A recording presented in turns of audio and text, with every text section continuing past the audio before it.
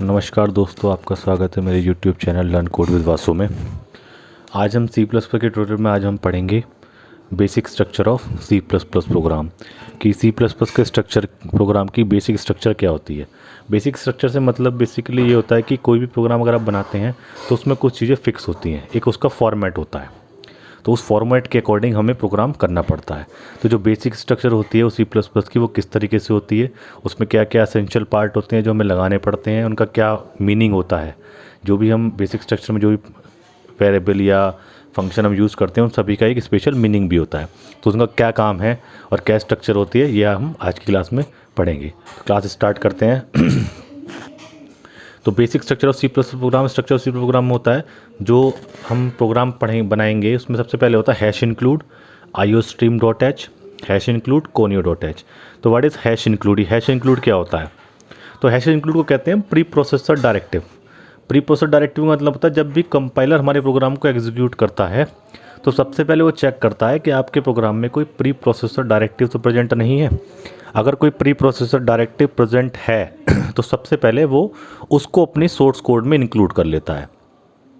Okay, तो hash include क्या होता है? आपका प्री प्रोसेसर डायरेक्टिव होता है। It gives instruction to the compiler.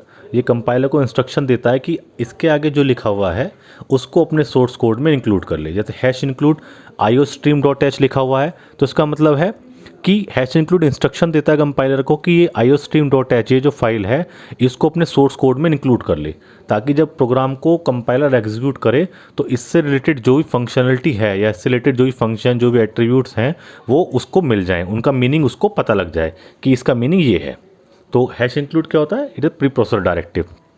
It gives instruction to the compiler that include the following header file into their source code. अब बात करते हैं आईओस्ट्रीम डॉट एच क्या होती है। आईओस्ट्रीम होती है डॉट एच, जिस फाइल का एक्सटेंशन डॉट एच होता है वो उसका मतलब वो हेडर फाइल है।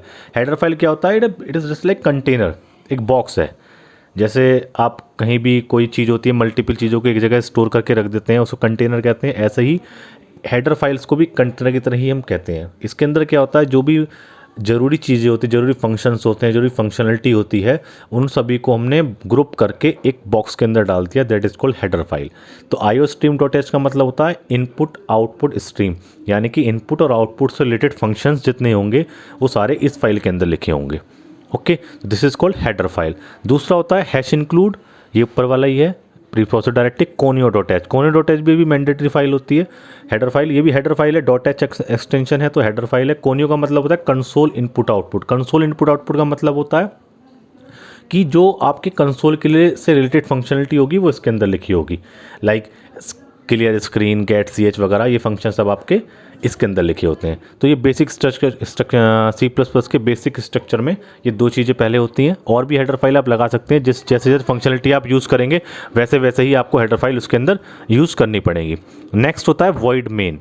What is void main? Main क्या होता है? जिसके आगे ये पैरेंथेसिस लगे होते हैं उसे कहते हैं फंक्शन। मेन के आगे लगा हुआ है तो main is a function. Function क्या होता है ये हम आगे क्लासेस में पढ़ेंगे। तो मेन के आगे ये लगा हुआ है, इसका मतलब मेन एक फंक्शन है। तो जब भी कंपाइलर का एग्जीक्यूशन स्टार्ट होता है वो स्टार्ट होता है मेन से। तो हम बात करते हैं मेन फंक्शन की। मेन क्या होता है? मेन फंक्शन के अपने एट्रीब्यूट होते हैं। पहला है इसका, it is the first statement which is executed by the compiler. हमारे कंपाइलर जब हमारे प्रोग्राम को कंपाइलर स्कैन करता है तो जो उसका एग्जीक्यूशन स्टार्ट करेगा वो मेन से स्टार्ट करता है। आपने कितना बड़ा ही प्रोग्राम लिखा हो, जहाँ भी मेन लिखा होगा सबसे पहले कंपाइलर वहाँ पर जाएगा, यानी कि आपके प्रोग्राम का एग्जीक्यूशन इस फंक्शन से स्टार्ट होगा। दूसरा, हमारे फंक्शन का एग्जीक्यूशन जहाँ से स्टार्ट हुआ और ख़त्म भी मेन पर ही होगा। तो मेन फंक्शन के आपकी दो पॉइंट्स होते हैं। पहला, it is the first statement which is executed by the compiler. दूसरा, our execution start and end at main. हमारा प्रोग्राम का एग्जीक्यूशन स्टार्ट भी मेन पर होगा और ख़त्म भी मेन पर भी होगा। चाहे इसके बाहर आपने कितना भी बड़ा प्रोग्राम बनाना हो, 2000, 10,000, 20,000, 1,00,000 लाइन का, लेकिन एग्जीक्यूशन स्टार्ट मेन से होगा और ख़त्म भी मेन पर ही होगा। अब मेन से पहले वॉइड क्यों लगा हुआ है? तो वॉइड का मतलब क्या होता है? वॉइड का मतलब फंक्शन में हम आगे पढ़ेंगे, फंक्शन रिटर्न से वैल्यू। सभी फंक्शन कुछ ना कुछ वैल्यू को रिटर्न करते हैं। तो जो वॉइड होता है, वॉइड का अगर किसी फंक्शन से पहले हम वॉइड लिख देते हैं, इसका मतलब होता है उस फंक्शन से कोई भी वैल्यू रिटर्न नहीं होगी। अगर हम चाहते हैं कि फंक्शन से कुछ रिटर्न ना हो तो हम वॉइड लगा देते हैं। और अगर हम कुछ नहीं लगाते सपोज़ कीजिए अगर हम इसको खाली छोड़ देते हैं हम सिर्फ मेन लिख देते हैं, तो उसका मतलब होता है by default all function return integer value. तो बाय डिफ़ॉल्ट ये क्या होगा, मेन फंक्शन आपका इंटीजर रिटर्न करेगा, तो हमें नीचे प्रोग्राम का एग्जीक्यूशन खत्म होगा वहाँ से एक इंटीजर वैल्यू को रिटर्न कराना पड़ेगा। अगर हम नहीं चाहते रिटर्न कराना तो हम वॉइड लगा देंगे, और अगर हम चाहते हैं कि इंटीजर की जगह कुछ और वैल्यू रिटर्न हो तो हम क्या काम करेंगे, उस जो भी वैल्यू डेटा टाइप की हम रिटर्न करना चाहते हैं उसका डेटा टाइप वॉइड की जगह पर प्लेस कर देंगे। ओके, तो this is the functionality of main. अब बात करते हैं this is called parenthesis, open parenthesis आपका ओपन हो गया, यहाँ से फंक्शन प्रोग्राम आपका स्टार्ट होगा। वेरिएबल डिक्लेरेशन, अब वेरिएबल डिक्लेरेशन का वेरिएबल क्या होता है, जैसे कि हम कोई भी आपकी वैल्यू कोई भी प्रोग्राम हम बनाना चाहते हैं, मान लीजिए हम 2 नंबर के एडिशन का प्रोग्राम बनाना चाहते हैं, तो उसके लिए हमें 2 नंबर लेने पड़ेंगे। तो 2 नंबर जो लेंगे उसमें हम कुछ वैल्यू डालेंगे, उस वैल्यू को स्टोर करने के लिए वी नीड ए मेमोरी, तो उसके लिए हमें एक मेमोरी की ज़रूरत पड़ेगी। तो उस मेमोरी को लेने के लिए उस मेमोरी में स्पेस को, स्पेसिफिक स्पेस को लेने के लिए हम यूज़ करते हैं वेरिएबल। तो जितने भी वेरिएबल हम लेंगे कंपाइल टाइम पर उन सबको उसके डेटा टाइप के अकॉर्डिंग मेमोरी अलॉट हो जाएगी। मान लीजिए अगर मैंने इंटीजर वेरिएबल लिए हैं 2 A और B, तो मेरे को इंटीजर साइज 2 बाइट होता है, 4 बाइट मेरे को मेमोरी में एलोकेट हो जाएंगे। उन 4 बाइट में 2-2 बाइट के 2 ब्लॉक होंगे, उसमें मैं 2 वैल्यू स्टोर कर सकता हूँ। तो वेरिएबल क्या होता है, स्टोरेज लोकेशन, जिसमें आप कोई वैल्यू स्टोर कर सकते हैं। जितने भी तो आपको अपने प्रोग्राम के अकॉर्डिंग जो भी प्रोग्राम आप बना रहे हैं उसमें जितने वेरिएबल की ज़रूरत पड़ेगी वो सब आप यहाँ पर डिक्लेयर करेंगे। ओके, नेक्स्ट होता है CLR का मतलब होता है clear screen. Basically clear screen का यूज़ क्या होता है, अगर इसको नहीं भी लगाएंगे तो चल जाएगा। इसमें क्या होता है, जब भी आप कोई प्रोग्राम को एग्जीक्यूट करते हैं तो आपने जो इनपुट दिया और जो आउटपुट आया वो आपको डिस्प्ले हो जाएगा। अब आप इस प्रोग्राम में आए, आप दोबारा रन करेंगे तो क्या होगा, तो जो प्रीवियस वाला इनपुट और आउटपुट होगा वो भी आपकी आउटपुट स्क्रीन पर शो होता रहेगा। आप चाहते हैं कि हर बार जब भी मैं अपना प्रोग्राम को स्टार्ट करूं या एग्जीक्यूट करूं तो जो आउटपुट स्क्रीन है वो क्लियर आनी चाहिए, यानी कि उसमें प्रीवियस इनपुट या आउटपुट वहाँ डिस्प्ले नहीं होना चाहिए। तो उसके लिए यूज़ करते हैं क्लियर स्क्रीन। तो ये क्या काम करेगा, जब भी आपका प्रोग्राम एग्जीक्यूट होगा, आप एग्जीक्यूट करेंगे तो उसमें जो भी आउटपुट की स्क्रीन होगी वो हमेशा आपकी ब्लैंक आएगी, उसमें प्रीवियस इनपुट या आउटपुट कोई भी शो नहीं होगा। तो उसके लिए यूज़ करते हैं CLR। ये फंक्शन आपका लिखा होता है conio.h में। तो अगर आप इसको यूज़ करेंगे तो आपको conio.h इंक्लूड करनी पड़ेगी। नेक्स्ट होता है स्टेटमेंट, यहाँ पर आपकी बॉडी होती है, फंक्शन आपके प्रोग्राम की बॉडी। आप जो भी काम करना चाहते हैं, मान लीजिए आप 2 नंबर के एडिशन का प्रोग्राम बनाना चाहते हैं, तो आप क्या काम करेंगे, यहाँ पर आप यहाँ पर 2 वेरिएबल डिक्लेरेशन 2 वेरिएबल लेंगे, यहाँ पर उनको इनपुट कराएंगे और जो भी एक्शन उनके ऊपर परफॉर्म कराना चाहते हैं वो काम करेंगे। यानी कि जो भी आपको काम करना है वो आप यहाँ पर CLR के नीचे करते हैं। आपकी प्रोग्राम की बॉडी यहाँ पर होगी। जब प्रोग्राम की आपकी बॉडी बन जाएगी, जितना भी प्रोग्राम आप बनाना चाहते हैं हो जाएगी, लास्ट में होता है get ch का मतलब क्या होता है, जब आप इनपुट देंगे प्रोग्राम एग्जीक्यूशन के टाइम पर और इनपुट के बाद जब आप आउटपुट आपका डिस्प्ले होगा तो आप चाहते हैं कि आउटपुट की स्क्रीन पर आउटपुट जो है आपकी स्क्रीन पर स्टेबल रहे, मीन्स वो आपको दिखाई दे। तो get ch क्या होता है, get ch मतलब get char, it takes 1 character from the user. जब तक आप इसको एक इनपुट नहीं दोगे तब तक ये वापस प्रोग्राम में नहीं आएगा। अगर आप इसको नहीं लगाएंगे तो क्या होगा, आपने 2 नंबर के एडिशन का प्रोग्राम रन किया, आपने 2 नंबर दिए 10, 20, एंटर किया, सीधा वापस आप प्रोग्राम में आ जाएंगे, आपको उसका आउटपुट क्या है वो शो नहीं होगा। क्यों, क्योंकि आपने स्क्रीन पर स्टे नहीं किया। तो उसके लिए यूज़ करते हैं get ch function. get ch क्या काम करता है, इट टेक्स 1 इनपुट, एनी की लाइक एंटर ABCD, यानी कोई भी की आप प्रेस करेंगे तभी प्रोग्राम में वापस आएगा। तो जब आप 10 और 20 देंगे और एंटर करेंगे तो पहले आपको आउटपुट डिस्प्ले होगा, उसके बाद आप कोई की प्रेस करेंगे तब जाकर आप वापस प्रोग्राम के अंदर आएंगे। तो आपको आउटपुट डिस्प्ले के लिए get ch फंक्शन यूज़ करते हैं। अगर आप नहीं यूज़ करेंगे तो आपको आउटपुट आपका डिस्प्ले नहीं होगा, आपको वापस आउटपुट स्क्रीन पर जाने के लिए Alt F5 करके जाना पड़ेगा। अब जितने भी ऊपर हमने फंक्शनलिटी यूज़ करी इन सब की डेफिनेशंस होती है, वैसे मैंने आपको बता चुका हूँ, लेकिन फिर भी आप देख लीजिए। हैश इंक्लूड क्या होता है, it is a preprocessor directive, it gives instruction to the compiler to add the following header file into their source code.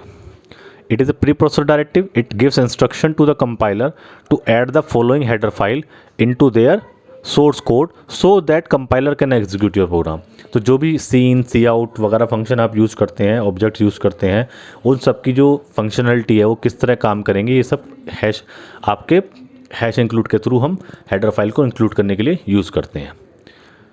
तो जब भी प्रोग्राम हमारा कंपाइलर एग्जीक्यूट करेगा सबसे पहले वो प्रीप्रोसेसर डायरेक्टिव चेक करेगा, अगर कोई है तो उसके आगे जो लिखा होगा उसको अपने सोर्स कोड में इंक्लूड कर लेगा।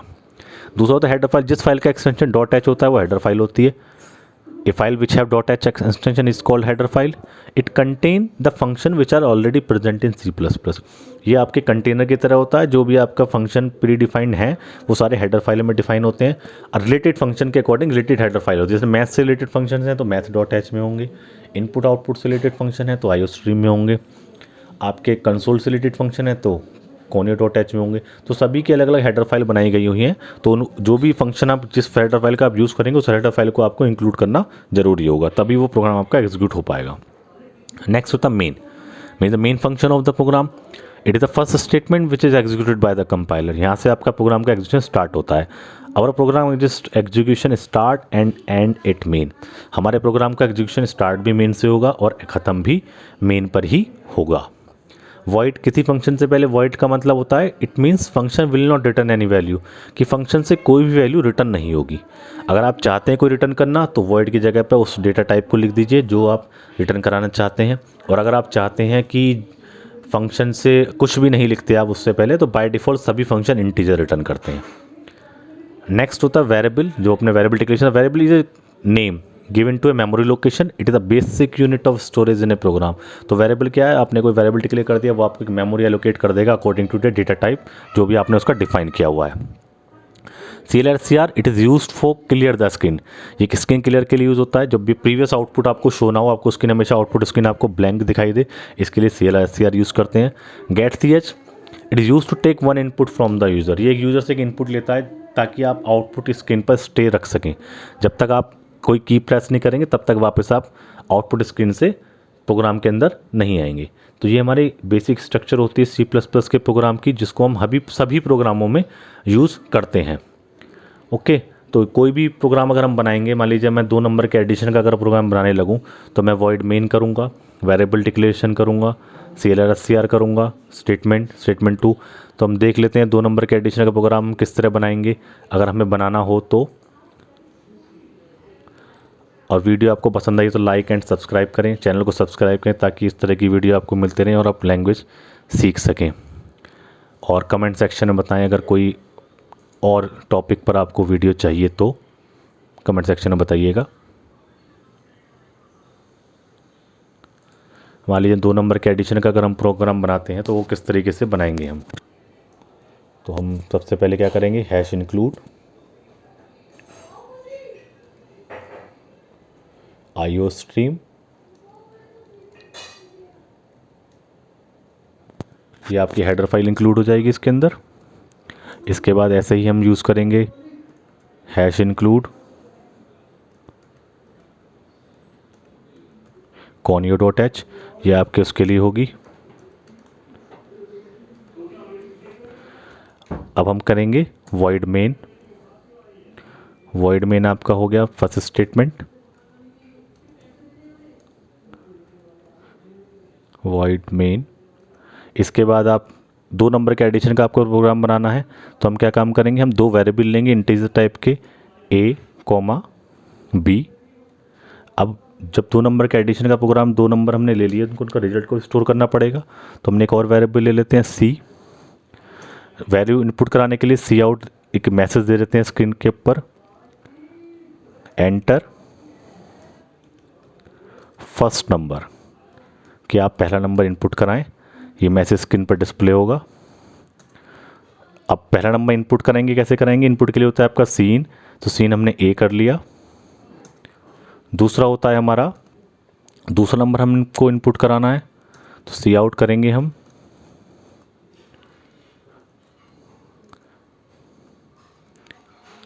Enter second number. ये भी मैसेज डिस्प्ले होगा after first number, enter second number. Second number हमारा हो जाएगा सीन बी। 2 नंबर हमारे पास आ गए। अब 2 नंबर के एडिशन के लिए क्या काम करना पड़ता है, 2 वैल्यू हमारे पास आ गई, एक ए में एक बी में। तो हम नॉर्मली क्या करेंगे, हम करेंगे ए प्लस बी। हमने 2 नंबर ऐड कर दिए, दोनों का नंबर ए प्लस बी को ऐसे नॉर्मली हम ऐड करते हैं। अब इसके रिजल्ट को जो भी आएगा उसको हम स्टोर कर लेंगे। एक वेरिएबल हमने ऊपर लिया हुआ है सी इक्वल्स टू, तो जो भी अगर मतलब 10 में ए में मैंने 10 डाला, बी में 20, तो 10 + 10 20 30 सी में आ जाएगा। उस आउटपुट को हम यहाँ डिस्प्ले करा देंगे सी आउट।